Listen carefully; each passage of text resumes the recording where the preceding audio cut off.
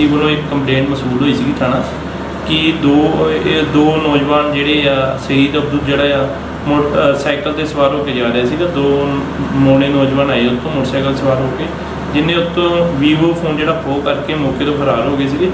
जिहड़ा शहीद अब्दुल के बयानों तो जिहड़ा मुकदमा दर्ज करके कार्रवाई अमल में लिआंदी ते दौराने तफ्तीश जिहड़ा असीं दो व्यक्ति जिहड़े गिरफ्तार किए हैं। एक का नाम डैनियल मसीह ते एक का नाम है देस राज। सर ये दोवें जिहड़े फुलड़ी वाल तो रहने वाले ते इन्हां पासों 3 मोबाइल फोन जिहड़े बरामद किए सी। सर होर भी जगह तो इन्होंने ने कई वारदातां कीतियां? इन्हां ने 4 वारदातां जिहड़ियां मन्नियां ने।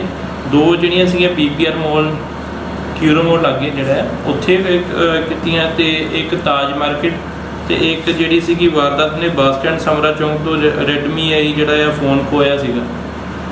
ये 4 वारदातां। हाँ जी और भी मुकदमे दर्ज नहीं इन्हों की फिलहाल तो पहले ही है। अपने वालों की कार्रवाई की जा रही है? साढ़े वालों 379B का जोड़ा मुकदमा दर्ज किया गया। बाकी ये फर्दर जोड़ा एड ऑन हुई है 411 IPC।